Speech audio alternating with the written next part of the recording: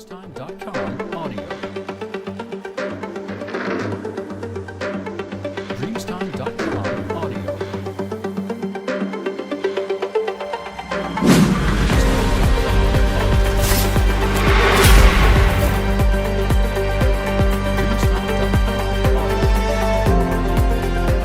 Spectateurs, bonsoir et bienvenue ici à Bruxelles, ou en direct de la capitale belge, avec Baudouin Ambawichi du site internet congoindépendant.com. Nous allons interroger en exclusivité Monsieur le Président de la République, Félix-Antoine Tshisekedi. Bonsoir.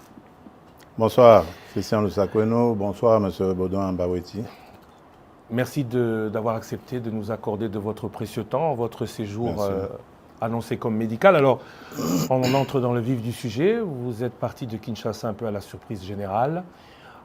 Votre service de communication a annoncé quelques problèmes médicaux. Comment allez-vous? Très bien, je crois que ça se voit. Je vais très bien. En fait, j'ai tout simplement fait accepter une prise en charge de mon premier médecin de 2022 que j'avais invité à Kinshasa parce que je ne voulais pas bouger de Kinshasa, même s'il devait y avoir une intervention chirurgicale. Et donc, en le faisant venir, il a apprécié évidemment le matériel que nous avons à l'hôpital du Kantiachi, mais il a préféré, pour être sûr et couvert par ses assurances, que je vienne ici moi-même et qu'il examine cela. Ce que j'ai fait. Donc, dans le timing qu'il fallait, j'ai attendu de présider le dernier conseil des ministres du vendredi d'avant celui du 2 août dernier. Et puis, après, j'ai pris l'avion. Les examens se sont très bien passés et je devais observer un petit moment de convalescence pour pouvoir retourner. Et là, je suis en forme et prêt à revenir aux affaires. Monsieur le Président, quand comptez-vous rentrer au pays exactement? Bon, le plus tôt possible. Vous le saurez très très bientôt. Vous êtes totalement rétabli donc? Totalement, mais je vous le dis, je suis d'attaque à nouveau. Donc vous le saurez très très bientôt. Je suis prêt à rentrer le plus tôt possible. Alors vous allez rentrer dans un pays où le dollar est en hausse. Permettez-nous de parler un peu de la situation actuelle de notre pays. Dollar en hausse, pouvoir d'achat en baisse. Que fait le président de la République, candidat élu il y a 8 mois aujourd'hui, réélu président de la République? Qu'en dit-il? Il se solidarise évidemment avec la population. Je sais que ça fait partie d'un de mes engagements, celui de réduire le pouvoir d'achat. Et la première ministre, Madame Judith Souminois, est très très bien outillée et instruite pour faire face à ce genre de choses. Hier, il y a eu la commission ECOFIR qui s'est réunie sous la présidence du vice-premier ministre, ministre de l'économie, M. Moukoko Samba, et qui a pris un train de mesures qui, je suis certain, vont baisser la tension sur les marchés. Et à propos du dollar, bon, c'est le combat habituel. Vous savez, nous avons une économie fortement dollarisée qui dépend beaucoup de toutes les fluctuations de cette dernière monnaie. Et nous essayons de prendre des mesures assez urgentes, mais qui seront difficiles évidemment à mettre en œuvre parce qu'il faut inverser la tendance actuelle à faire dépendre notre économie de l'importation en produisant localement. C'est pour ça que nous avons un fameux programme très ambitieux d'ailleurs agricole pour essayer de nous mettre à l'abri de ce genre de choses. Et il y a des inspecteurs aujourd'hui, des inspecteurs économiques qui sont lancés sur les marchés pour surveiller aussi la façon dont les prix sont fixés. Parce qu'attention, ça peut aussi être une cause ou une raison de sabotage. Vous savez que nous sommes un pays en guerre. Nos ennemis essayent de nous déstabiliser de toutes les manières qui soient. Ils le font par la guerre et peuvent le faire autrement aussi par la hausse des prix. Ennemis internes et externes, j'entends, parce que beaucoup de de ceux qui nous combattent à l'intérieur sont passés par les affaires dans ce pays, détiennent beaucoup de mécanismes pour jouer aussi sur les prix. Donc c'est un combat en permanence. Moi, ce que je veux dire à nos compatriotes, c'est que ça fait partie de mes 6 engagements. Qu'ils ne me jugent pas maintenant. Nous venons à peine de nous installer. Vous avez vu tout ce remue-ménage qu'il y a eu depuis les élections. Le gouvernement souminois ne vient vraiment que de prendre les choses en main. Qu'ils continuent à nous faire confiance. Ils m'ont fait confiance le 20 décembre 2023.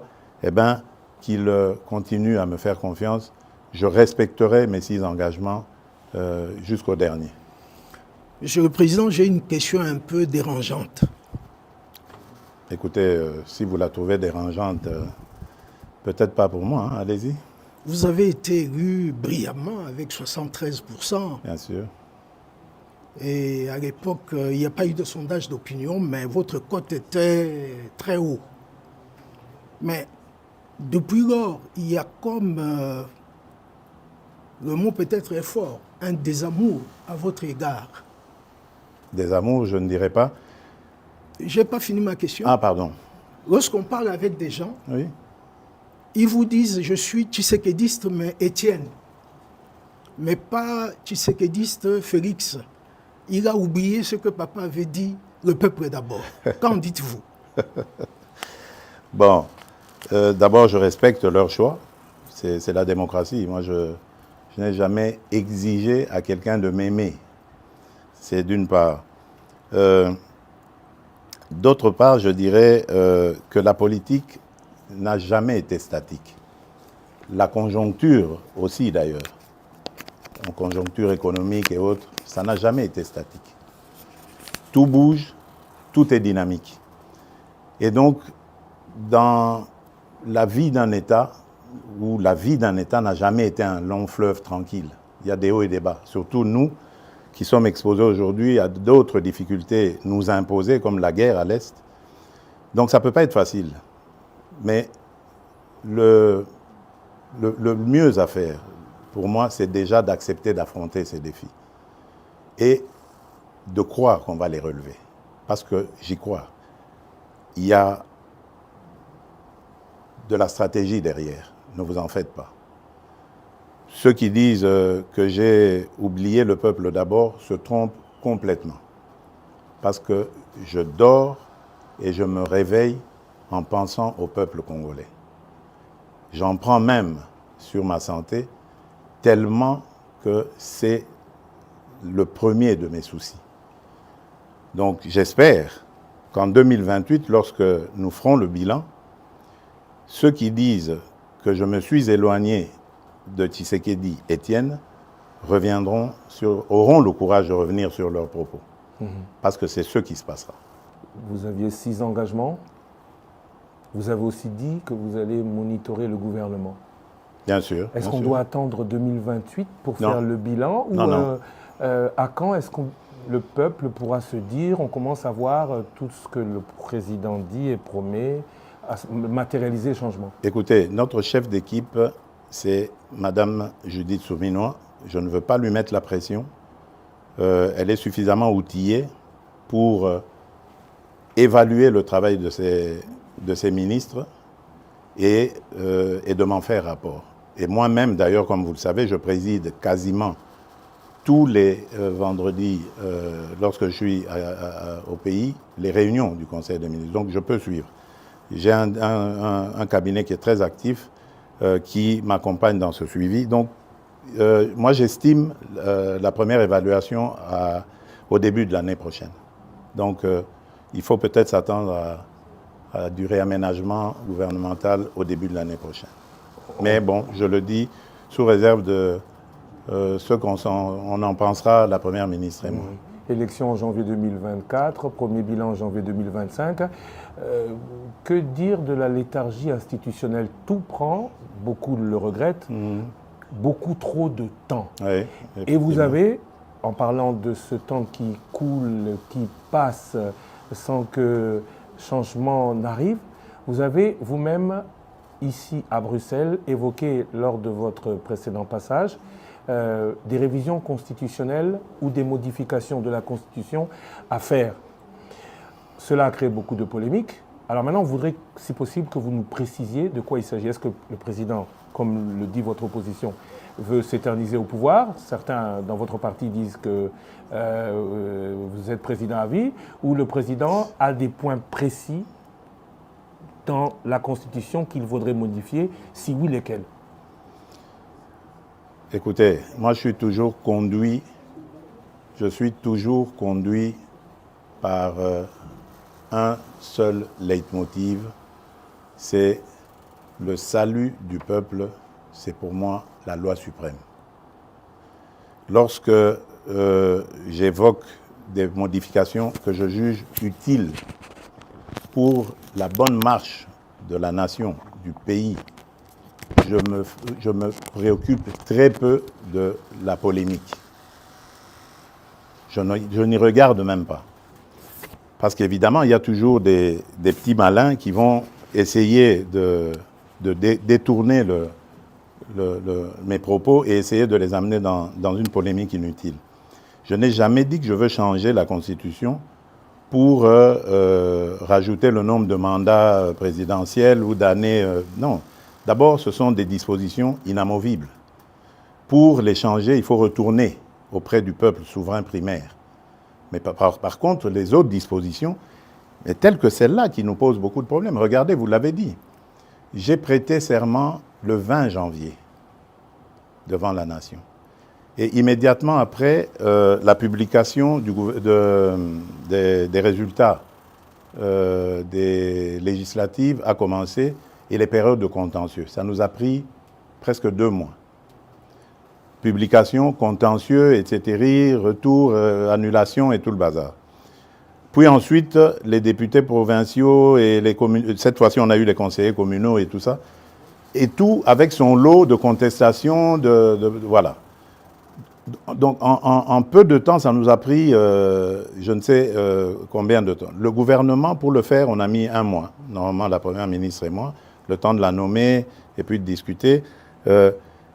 Voilà, donc on a tourné autour des choses. L'installation du bureau du Parlement, par exemple, ce sont des choses qu'on doit réfléchir à comment les réduire. On ne peut pas laisser 1 mois, par exemple. J'ai vu chez les Français ce qui se passe. Dès qu'on a le Parlement, enfin l'Assemblée nationale, ils ne prennent pas beaucoup de temps pour la validation de mandat. Mais chez nous, on prend 1 mois. Alors que les sujets à traiter pendant cette période ne sont pas nombreux. Il y a juste la validation de mandat que le bureau a et l'installation du bureau définitif. Mais pourquoi ça doit prendre 1 mois? Ça peut se faire en 2 jours. Ce sont des choses comme ça qu'il faut revoir, réduire, etc. Autre chose, par exemple, qui me motivait à vouloir ce changement de constitution, enfin des modifications dans la constitution, c'est la désignation des gouverneurs. Je trouve que la désignation des gouverneurs aujourd'hui fragilise nos provinces.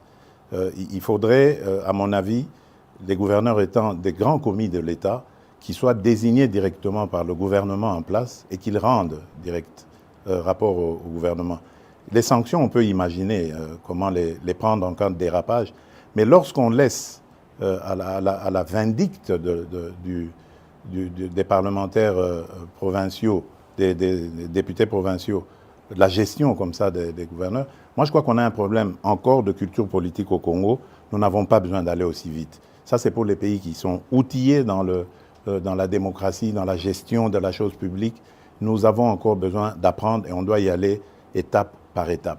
La réforme sur cet éclatement de l'administration a été très très mal faite à mon avis et précipitamment et il faut revoir. Voilà pourquoi moi j'ai parlé à un certain moment de réunir une grande commission nationale de plusieurs experts, une commission multidisciplinaire qui ferait qu'on prendrait en compte tous les vrais problèmes de la nation, mais par des nationaux, pour avoir une constitution adaptée à nos vrais problèmes, pas celle qu'on a eue, qui nous a été parachutée venue des laboratoires étrangers.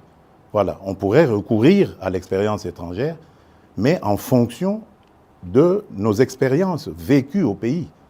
Aujourd'hui, moi je suis désolé, mais notre pays s'éclate de plus en plus à cause de toutes ces élections provinciales et autres qui radicalise le tribalisme, le clanisme.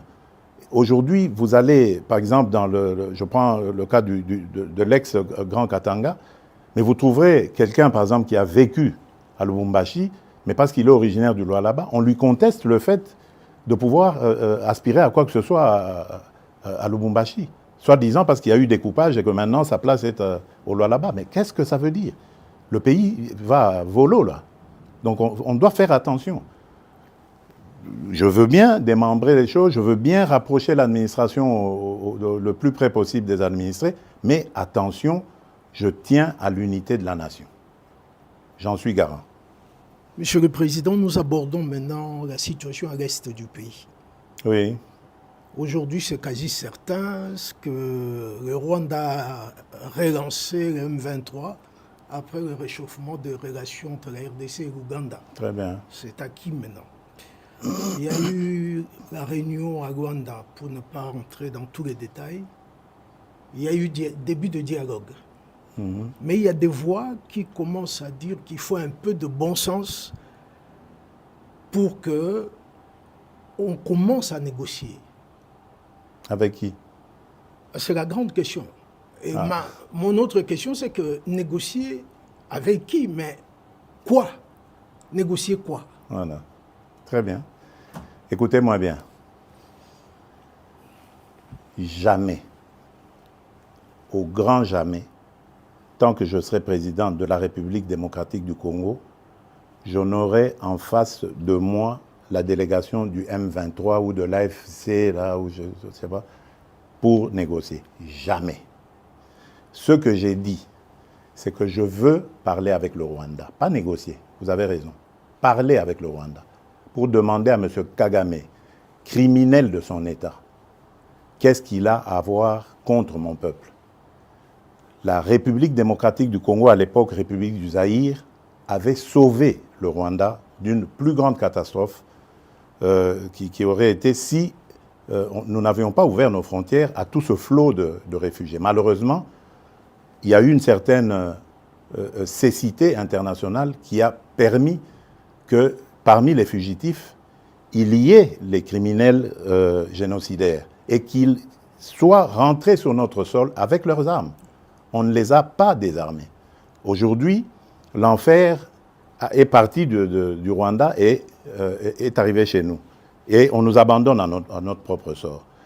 Évidemment, le régime criminel de Kigali en profite parce qu'il découvre que c'est une région très riche en minerais et en produits de tout genre, agricoles et autres. Et il veut en faire maintenant son espace. Et ça, nous ne disons jamais, il n'y a rien à négocier. C'est chez nous. Ce qu'ils n'ont à faire, c'est une seule chose, de plier bagage.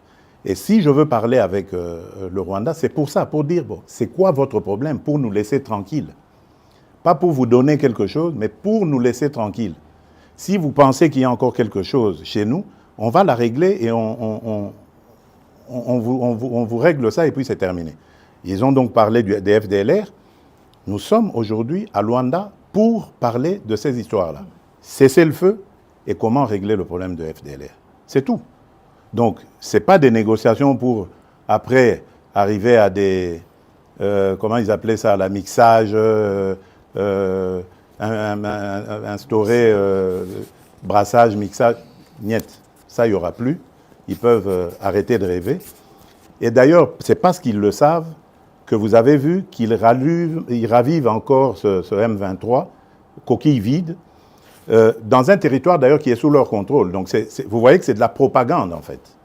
Ils veulent faire croire que, d'abord ils font cette comédie, ils font dire au M23 qu'ils ne se sentent pas concernés par Luanda, alors que tout le monde sait que c'est Kigali qui les pilote. Ensuite, ils les ravivent un peu pour dire, vous voyez, nous sommes capables de reprendre les armes. OK. Nous savons et nous sommes inscrits dans le processus de Luanda.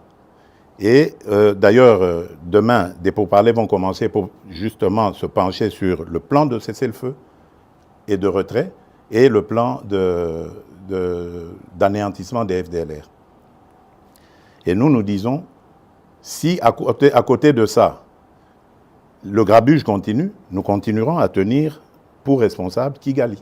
Et pour nous, le provocateur numéro 1, ce sera lui, et les conséquences, ce sera à lui de les assumer. C'est ça le problème. Et si ça continue, beaucoup pensent que cette guerre n'est pas qu'une guerre des richesses, mais surtout une guerre de conquête du territoire. On a beaucoup parlé de balkanisation. C'est une guerre de richesse. Mais est-ce que c'est une guerre de conquête des territoires, justement, des territoires riches. Vous pensez que s'il n'y avait pas tous ces minerais rares et tant prisés dans le monde, dans ce sous-sol de chez nous, là-bas, dans le Massissi, Rutshuru et tout ça, ils seraient venus. Ils nous laisseraient tranquilles. C'est des sols riches et des sous-sols riches.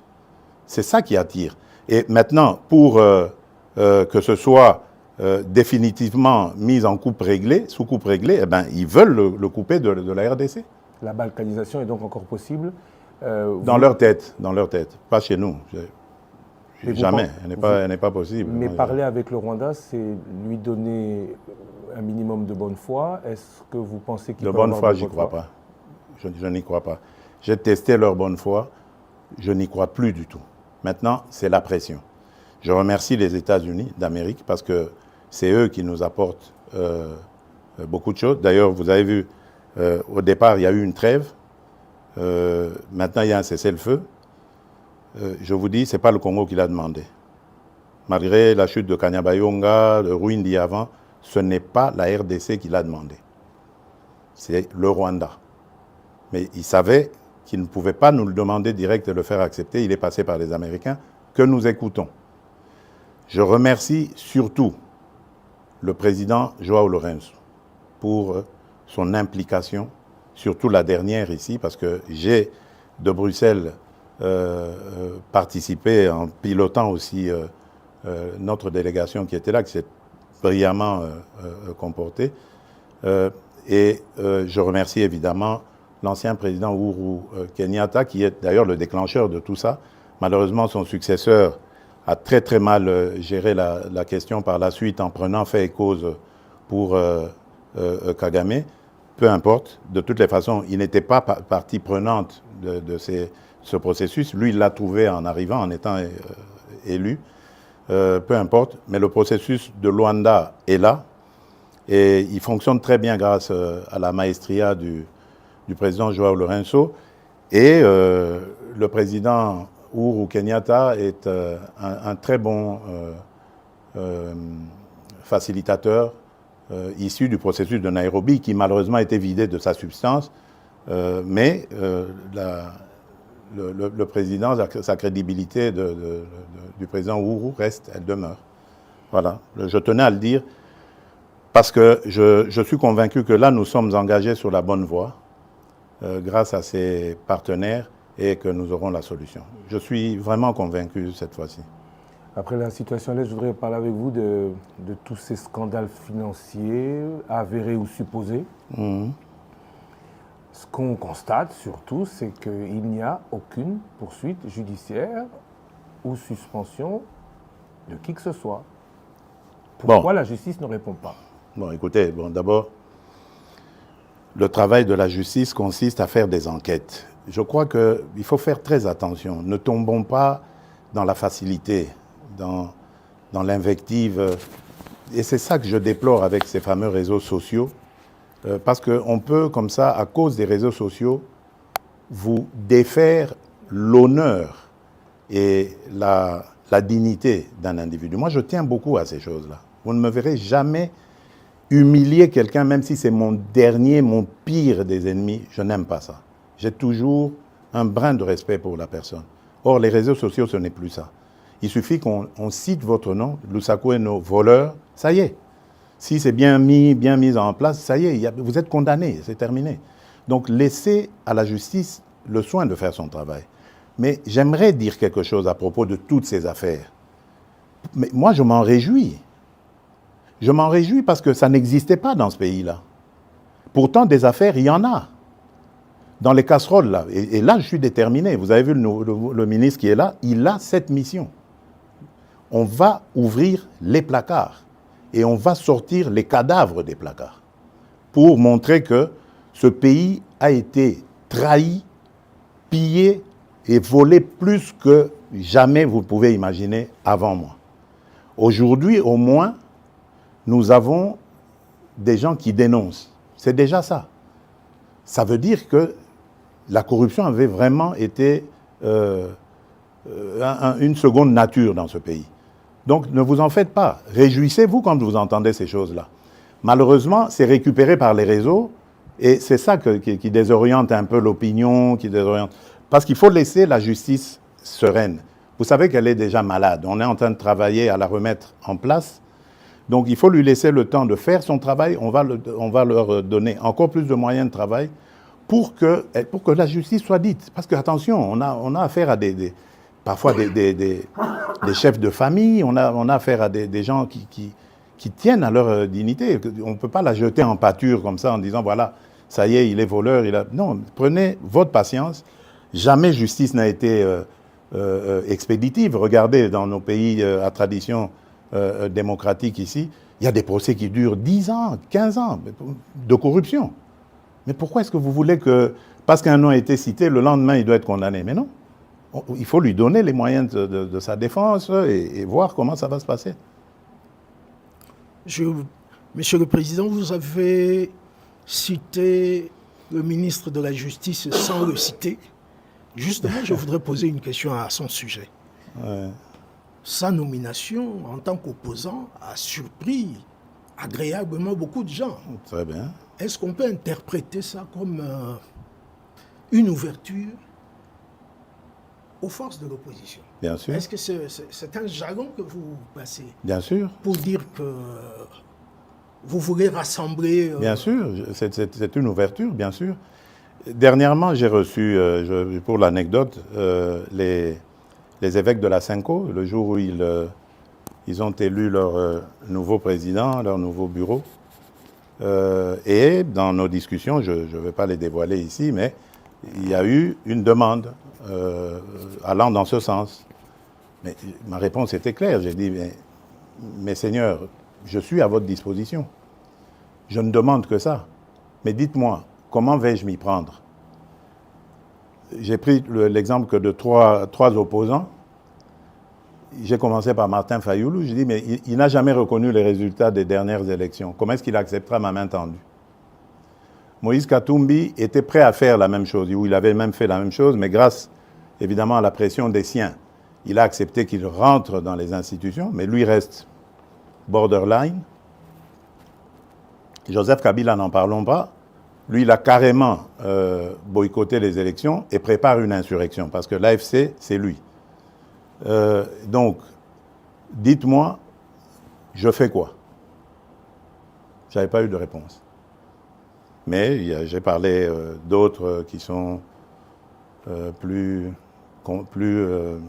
conviviaux, plus participatifs. Et je rends ici, par exemple, hommage à quelqu'un comme Adolphe Muzito et même un petit peu le docteur Mukwege aussi, qui fait, malgré leur position d'opposants, qui font parfois de commentaires objectifs.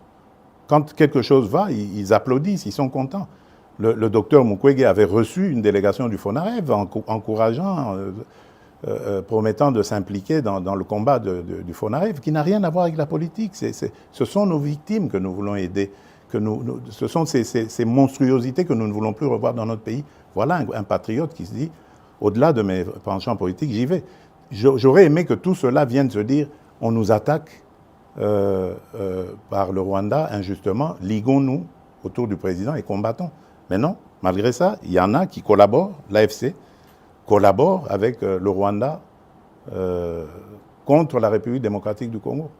Monsieur Muzito, hommage à lui, lorsque nous avons terminé la 6e revue avec le FMI, premier fait dans l'histoire de la République démocratique du Congo. Jamais les revues avec le FMI n'avaient été jusqu'à leur terme dans notre pays. C'est la première fois que ce gouvernement arrive et c'était sous la direction du ministre des Finances, Nicolas Kazadi, que l'on jette en pâture aujourd'hui. Mais Adolphe Muzito m'a envoyé un message de félicitations. Et lui, il est très bien outillé pour savoir ce que ça signifie. Vous voyez, mais il n'est pas au gouvernement, il n'a pas de privilèges, il reste objectif. Ça, c'est des vrais hommes d'État. C'est ça que nous devons voir dans notre pays. On parle de l'opposition. Je voudrais un peu parler du parti au pouvoir. Bien sûr, oui. Crise à l'UDPS. Appel à la médiation du président qui est au-dessus des partis. Alors le président fait quoi? Le président dit quoi? Parce qu'il a quand même encore le cœur à l'UDPS. Bien sûr, bien sûr. L'UDPS, c'est mon école. Et je suis issu de là. J'ai fait toutes mes classes politiques à l'UDPS. Le président n'est pas inquiet du tout. Je me réfère d'ailleurs à un terme qu'aimait beaucoup utiliser mon mentor, notre leader historique, Étienne Tshisekedi, qui appelait ça vitalité démocratique. Donc, de ce choc des mots jaillira la lumière. La seule chose que je déplore, c'est ce que j'ai dit tout à l'heure, c'est l'usage des réseaux sociaux. À l'époque, quand nous nous battions comme ça, on le faisait dans des salles entre quatre yeux ou sur le net, mais entre nous, sur nos sites, comment on appelait ça encore, là, les sites de discussion qu'on avait à l'époque, quand on n'avait pas encore ces réseaux sociaux. Et c'était bien, ça se passait, c'était chaud, bien sûr, bouillant, mais démocratique. Et ça terminait toujours par s'arranger. Et je vous promets, ça va s'arranger. Je ne suis pas du tout inquiet. C'est des choses qui arrivent. Je ne veux pas, en tout cas, que ça prenne des allures du genre de ce qu'on a vu avec les forces du progrès, que je condamne complètement. Mais je tiens à ce que... enfin, je suis sûr plutôt que les choses vont rentrer dans l'ordre. Pas de problème. Je voudrais aborder une question que vous connaissez et maîtrisez très bien, les relations avec la Belgique. Oui, bien sûr. C'est mon autre Congo. Hein, voilà, justement, en 2019, vous avez justement dit que c'est l'autre Congo pour vous. Mais Monsieur le Président, depuis que vous êtes au pouvoir, on ne sent pas un resserrement de relations entre les deux pays. Ah, ça, je ne sais pas par quoi vous voulez le voir. Vous. Ben, il y a une ambiance de ni guerre ni paix. Et on ne sent pas un engouement des investisseurs belges à aller chez nous. Oui, mais... Est-ce que c'est toujours le problème de climat des affaires? Je crois qu'il y a un peu des deux. Vous avez raison. Attention aussi, ce sont des gens qui doivent être sûrs de leur mise. Hein? Donc ça veut dire que quelque part peut-être que nous n'avons pas encore émis suffisamment de signaux rassurants sur le climat des affaires. D'ailleurs, pendant que je suis ici, j'ai été interpellé par un message de l'ambassadrice belge à Kinshasa sur un sujet belge qui a été victime de tracasseries d'un ancien ministre du régime passé qui était à l'urbanisme ou aux affaires foncières et qui l'a mis dans de sales draps aujourd'hui. Donc vous voyez que même les affaires d'il y a plusieurs années continuent à avoir des effets aujourd'hui. Donc nous avons peut-être un travail, et si celui-là, ce monsieur belge, vient en parler à ses amis ici, ils vont mettre la pellade douce avant d'y aller. Il y a de l'attrait, on sent que les choses bougent, mais je crois que de part et d'autre, il faut faire des efforts, surtout se rassurer. Ça, c'est d'une part. D'autre part, attention, il y a aussi une réalité en Belgique. La Belgique, il ne faut plus la voir comme l'ancienne Belgique qui était... qu'ils appelaient eux-mêmes la Belgique de papa. La Belgique aujourd'hui, elle s'est très fortement communautarisée et même dans leur système d'exportation, de business, de commerce avec l'étranger, ils le font plus par des communautés. Donc c'est à nous aussi d'adapter notre diplomatie à ce niveau-là. Et je suis en train même de réfléchir à voir comment, avec nos compatriotes de la diaspora, avoir des diplomates qui parlent très bien le néerlandais, qui parlent très bien le français, qui parlent bien l'allemand pour la région germanophone, et qui se mettent en contact justement avec ces gouvernements communautaires pour voir les rapprocher les uns après les autres. Donc il y a un travail complet à faire. Mais quant aux relations, je vous rassure, elles sont excellentes. Il ne se passe pas, je dirais, 6 mois sans, par exemple, que le roi des Belges et moi nous passions un coup de fil. D'ailleurs, nous avons un rendez-vous programmé déjà pour septembre prochain ici en Belgique. Donc ça se passe très bien. Au niveau du gouvernement, même chose. Celui que j'appelais affectueusement mon cousin, Alexander De Croo, nous ne rations aucune occasion pour nous appeler. Et même à chaque fois qu'on se retrouvait à l'Assemblée générale des Nations unies, la Belgique, la représentation de la Belgique organisait toujours un petit déjeuner, ou un déjeuner même d'ailleurs, auquel nous parlions de nos problèmes. Donc ça va, vraiment dans l'ensemble ça va. Et j'y tiens, je tiens vraiment encore à améliorer cette relation. Mais comme j'ai dit, nous devons faire des efforts de part et d'autre. Attention, le Congo, c'est vrai, c'est une très belle femme, très attirante, mais en même temps aussi très convoitée et peut-être pas très présentable encore. Donc nous devons soigner sa présentation.